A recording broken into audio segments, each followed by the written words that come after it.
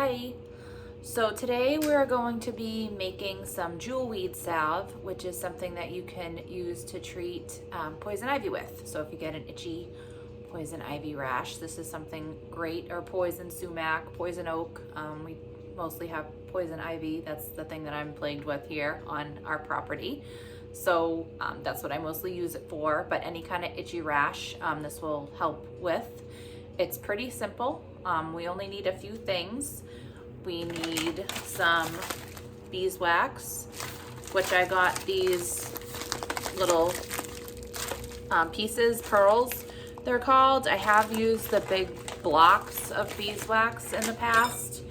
That's a little easier to work with. You don't have to cut it up, and it's a little difficult to work with the big blocks, so those pearls are a lot easier. We need some organic olive oil. I do buy mine in bulk from Azure, but any kind of organic cold pressed olive oil will work. We need a pot.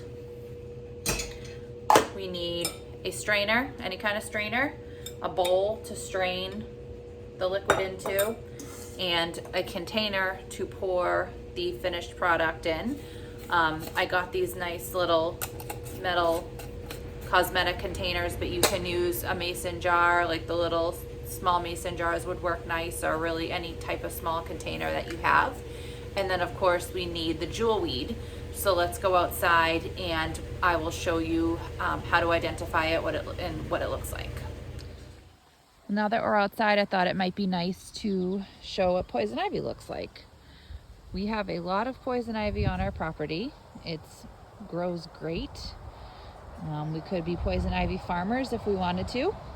We don't want to, but we are blessed with abundant poison ivy. So here is an example of a very large poison ivy plant. And what's cool about nature is Jewelweed, which helps treat the rash from poison ivy, grows right next to it, right near it.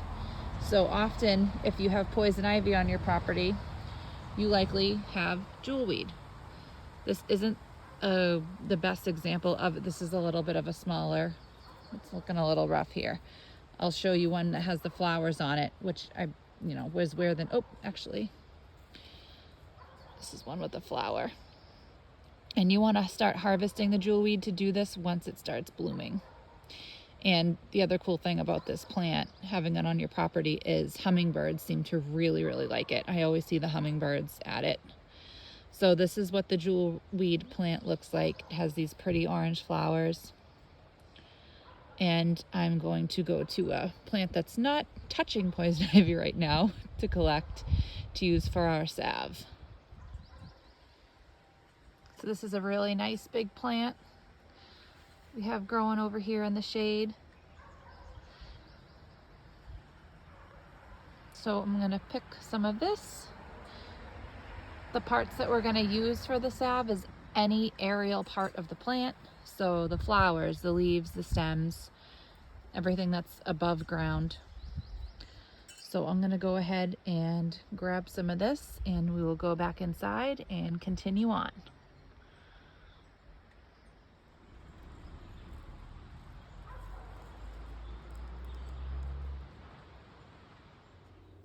All right, a few more pieces of equipment that I didn't mention. A cutting board, a knife, a measuring cup. And actually, we're going to need a food scale as well. So add those to the list. So I'm inside. I have my Jewelweed that I just picked from right outside. I did give it a little shake off. Make sure there's no buggies and things in here, and we're just going to coarsely chop this. Doesn't need to be perfect, just a coarse chop.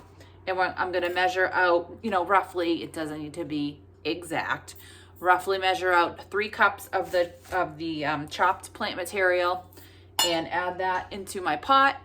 And to that, I'm going to add 1 cup of the olive oil. So let's go ahead and get this chopped up, and then we'll move on.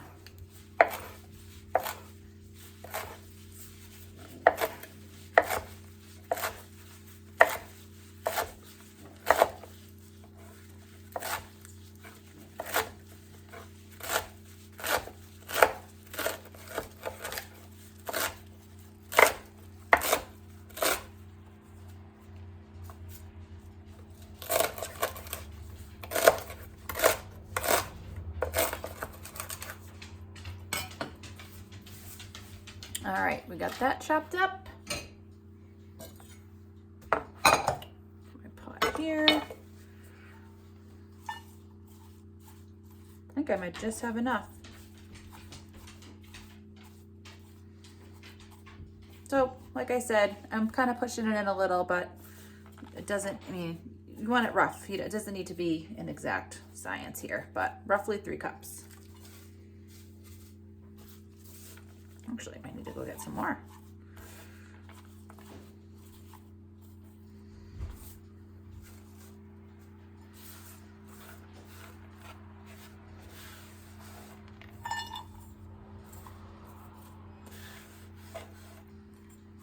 I'm gonna go get one or 2 more little sprigs, because that's really only like a 1/2 cup. All right, I'll pause for a moment while I go grab a couple more pieces. All right, so I got my extra little couple pieces. So I have 3 cups in my pot. So now to that, I'm gonna add 1 cup of the olive oil.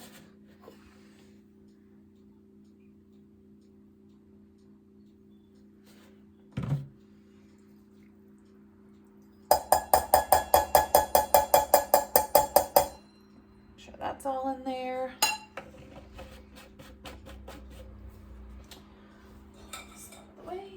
And then we're gonna put this on a very low heat. You could use a double boiler, but as long as you keep it on a very low setting, it should be good. So I'm using my smallest burner on the lowest setting. A spoon here, kind of mix it up a little. It does seem at first like there's not enough oil to plant ratio, but you'll see that the plant material starts to break down and you know, lose a lot of that volume. Kind of like if you've ever cooked spinach, you start out with a giant amount of spinach, and then when it's cooked, you have like this much spinach. So kind of similar thing, because all the water and everything will dissipate out of the plant and into the oil. So right now, what we're doing is we are infusing the olive oil with all the medicinal properties of the jewelweed plant. And that's why we want to make sure that we're using a very low setting. We don't want to cook it out and change any of those properties in the plant. And what is different with jewelweed specifically, because you can make salves and balms and tinctures and all that with other types of plants, and some of them, like calendula salve, which I make, which I'll do a video on eventually, that can be used fresh or it can be used dried. I use a dried version of calendula to make my salve. With jewelweed, it has to be fresh. You need to use the fresh plant. You can't use dry jewelweed. Well, you could, but once it dries out, it loses a lot of the medicinal properties. So you wouldn't, you know, it would be kind of pointless to do so. So you need to have the fresh plant to make your oil infusion.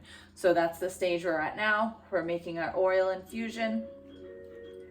This is gonna stay on the heat, low gentle boil, or low gentle simmer rather, for approximately an hour. You'll start to notice that the plant will lose all of its color. The oil will change color. It'll start to take on like that greenish tinge like the plant has currently, and then we'll strain it out. And I'm just gonna stir it occasionally just to make sure there's nothing sticking to the bottom. Just keep everything nice and moistened and all that. So very low heat for 1 hour, stir occasionally, and then we'll check back and we'll move on to the next step. All right, so it's been about an hour. You can see we have our oil infusion here. See how much that's changed. So I have my little strainer and a little bowl here. We're gonna just strain this all out.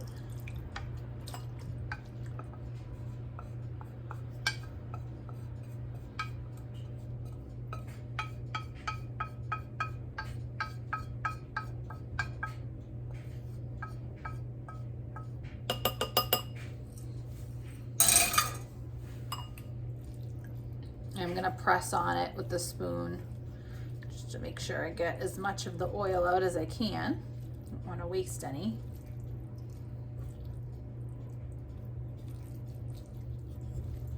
Just kind of pressing it to the sides here just to get any last bits.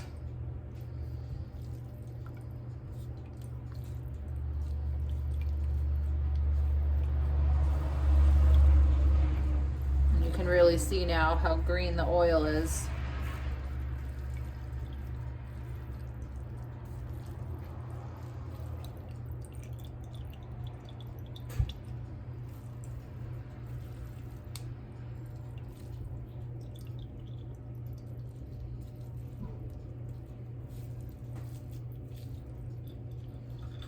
All right, I think that's good. Get that out of the way.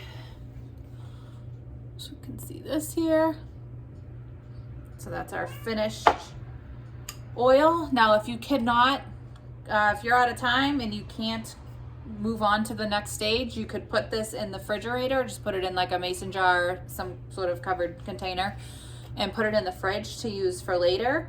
But we're gonna go ahead and continue and finish the process. I'm just gonna rinse out my pot. I'm gonna use the same pot, and this is when we're gonna add our beeswax to this mix to make it, you know, a solidified salve that we can spread on a rash.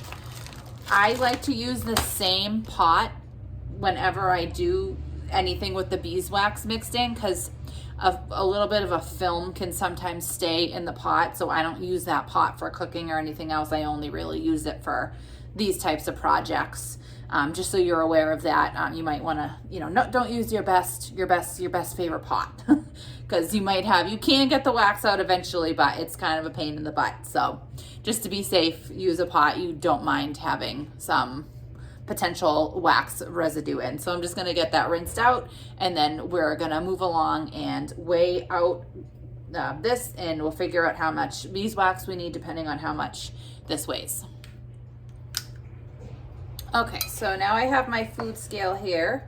I'm going to put my pot on it and make it zero it out. And the only reason I rinsed out the pot was because there were some little pieces of plant still stuck in it, which wouldn't hurt anything, but it's not going to look as nice if there's like floating debris in the finished salve. So that's the only reason I did that. But if there's some pieces in there, whatever. It's not the end of the world. So I'm going to put this on here. Oops, actually I want it to be in ounces. There we go. Get a little spoon.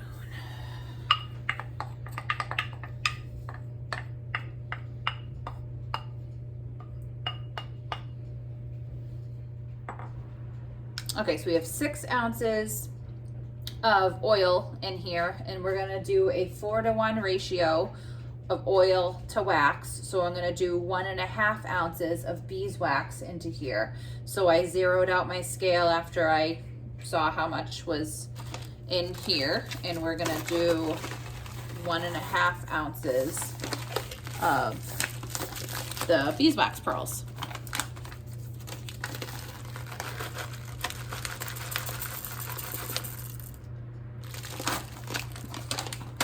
Actually, a little more than I wanted. All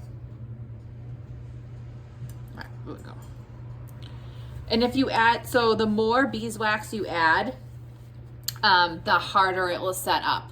The less you add, the softer it will be. So if you make this and you're like, hey, you know, I really wish it was a little softer, smoother, easier to spread around, next time you make it, you can do a little less, you know, of a ratio. So now we're going to pop this back on the stove, and we're gonna heat it up, you know, very gently like we did before when we were infusing the oil, until all the beeswax is melted, and then we can pour it into our containers. So we're almost done. We're almost there. We're just gonna melt the beeswax, and that shouldn't take, you know, too long, should be pretty quick. And then we can pour into our containers and wait for it to set up at that time. All right, so I'm just heating this up on a very low heat, getting the beeswax all melted. I did go ahead and grab this little container. I use this to make candles, or yeah, so you can see there's all dried beeswax all over it. That's what this is, just beeswax residue. I'm gonna, because I'm not a good pourer, I always seem to spill everything everywhere. So I'm gonna try to once this is done, I'm gonna transfer this into here to pour it, because it has a little spout to make it a little easier on myself. So hopefully I don't spill as much everywhere all over the countertop. Of course, that's optional. You could ladle it out if you have a ladle that you don't mind getting a little bit of residue on. Actually, you know, beeswax is fine to get on your wooden spoons. I do make a wood conditioner out of beeswax and oil. So, but I'm gonna, you know, put it in there, and hopefully that'll help me not spill as much. We'll see how it goes. I do have my tins, you'll see in a moment, set up on a piece of cardboard in case I do spill. I'm sure I will. So it's at least not all over the sticky mess all over the counter. But this should just take a couple minutes. They're already starting to get melty here. So we'll check back in a minute when this is all melted, and we'll pour them into our containers. All right, so we have our finished concoction in here. We want to kind of go quickly at this point because the wax will start to set up. So we're just going to go ahead and pour into our tins.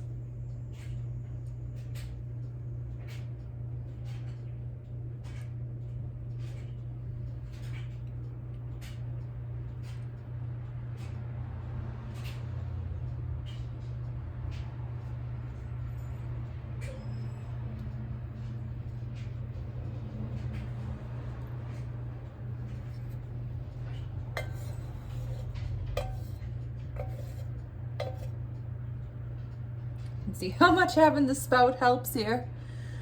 So you can see how quickly the wax starts to set up on the back of the spoon here. But here we go. So we have our finished salve. Well, it's not finished yet. We gotta let it set up. But we'll just let this cool here. It probably will take a couple hours for it to be completely solidified. So just let it set. You know, I do have a couple little speckies of some little debris in here, but that's, you know, it's fine. I'm not a professional. This is very homemade. So, yeah, so now this is it. I mean, it was pretty easy. That's all there is to it, to making a salve. It's pretty, you know, especially this one's very basic. So, like I said, we're just gonna let this set up, and then once you get your poison ivy rash, you're good to go. You're all set here. So it's been a little over an hour, and our salves have all set up. So yeah, now we have our cutie little salves, and I'm sure I will have poison ivy here soon. I'm surprised I don't have it now. And I have my homemade remedy for it that I got right out of the backyard. So thanks for watching. I hope you found this to be helpful, and that it was, you know, easy to follow and all that. If you have any suggestions or comments, please leave me one. I plan on doing another salve video for calendula salve coming up later in the season. Once I collect enough calendula to harvest and I make an oil with that, that helps with burns and bug bites, all sorts of stuff, small cuts, things like that. So that'll be an upcoming video, and then I'm going to be making some blueberry jam and processing that in the water bath canner. So that will probably be the next video I make. If you have any other suggestions, just let me know, and I will do my best, see if it's something I know how to do, and we'll go from there. So thank you for watching. If you did enjoy, if you want to leave me a thumbs up or a nice comment, that would be nice. If you're interested in following me elsewhere, I am on Instagram at Mrs. White Homemade Life. I'm also the co-host of a podcast called Figuring Out Homestead Life with my friend Allison, who runs Zig and Vine Homestead. So look for me there as well. And I hope you guys have a great day. Thanks.